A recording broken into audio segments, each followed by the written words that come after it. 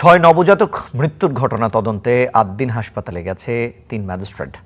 সেখানকার সার্বিক পরিস্থিতি জানবো, যুক্ত হচ্ছেন সহকর্মী হাবিবুল ইসলাম।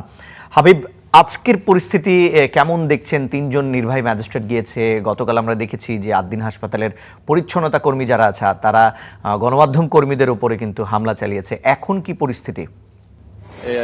এখানে বেশ কিছু বিষয় নিয়ে একটু ধোঁয়াশা তৈরি হয়েছে। সেই ধোঁয়াশাটা আসলে আমি একটু বলার পরে হয়তো বা আপনিও বা দর্শকরা আরো ক্লিয়ার হবে যে ৬ নবজাতকের মৃত্যুর ঘটনাটি এটি অবশ্যই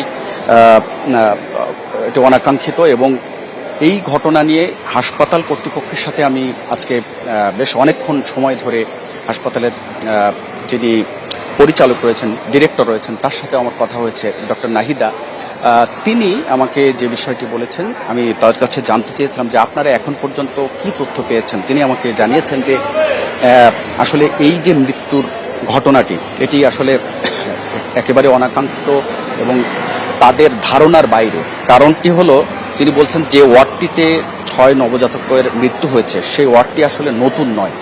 দীর্ঘ ১৯ বছর যাবৎ সেখানে রোগীরা প্রতিনিয়ত রোগী ভর্তি থাকেন, ফুলফিল থাকেন, এবং সেই বেডগুলোতে প্রতিনিয়ত নতুন নতুন রোগী আসেন। আসলে গত ১৯ বছরে এই ধরনের কোনো ঘটনা ঘটে নাই তিনি দাবি করেছেন। তবে এই ঘটনা নিয়ে তারাও একটি তদন্ত কমিটি গঠন করেছে হাসপাতাল কর্তৃপক্ষ ৫ সদস্যের, এবং আপনি জানেন যে সরকারের পক্ষ থেকেও একটি তদন্ত কমিটি গঠন করা হয়েছে। যে তদন্ত কমিটি তাদের রিপোর্ট দিবে আগামী ৩ তারিখ।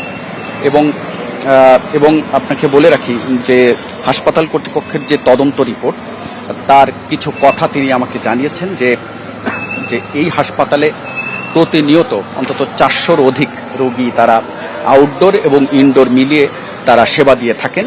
এবং তিনি বলছেন যে এই যে ঘটনাটির আসলে তাদের এখন পর্যন্ত তারা কোনো ক্লু এখনো উদ্ঘাটন করতে পারে নাই। কারণটি হলো, আমরা রোগীদের কাছ থেকে বা যারা ভুক্তভোগী পরিবার যাদের সন্তান হারিয়েছেন তাদের মুখ থেকে যে বক্তব্য আমরা জেনেছি, তারা বলেছেন কিন্তু যে ওই সময় তাদের বাচ্চারা বা এসি বন্ধ থাকার কারণে একজন শিশুর মা তিনি তার অতিরিক্ত ঠান্ডা কারণে তিনি যে এসি বন্ধ করার কথা বলেছিলেন, এবং তার পরবর্তীতে সাফোকেশন বা এক ধরনের মাথার ভিতরে ঝিনঝিন অনুভব করেন। যারা অভিভাবক ছিলেন বা ওখানে যারা মায়েরা ছিলেন, শিশুর মায়েরা, তারাও এই অনুভবটা করেছিলেন। কিন্তু হাসপাতাল কর্তৃপক্ষ বলছেন যে আসলে ১ ঘন্টার জন্য এসি বন্ধ করা হয়, এবং সেই কারণে যে এরকম ঘটনা ঘটতে পারে সেটি অস্বাভাবিক। এবং তারা এই হাসপাতালের ভেতরে যে বাতাস বা বায়ু পরীক্ষা নিরীক্ষা করার জন্য যে বায়ু দূষণের কারণে কিংবা কোনো ধরনের কেমিক্যাল ছড়িয়ে পড়ার কারণে এটি হলো কিনা সে বিষয়টি তারা সরকারের পক্ষ থেকে এক্সপার্ট এনে, বুয়েট থেকে এক্সপার্ট এনে তারা পরীক্ষা নিরীক্ষা করছেন। অর্থাৎ তারা বলছেন যে এই ঘটনার ক্লু উদ্ঘাটনের জন্য তাদের পক্ষ থেকে কোনো ধরনের গাফলতি নেই।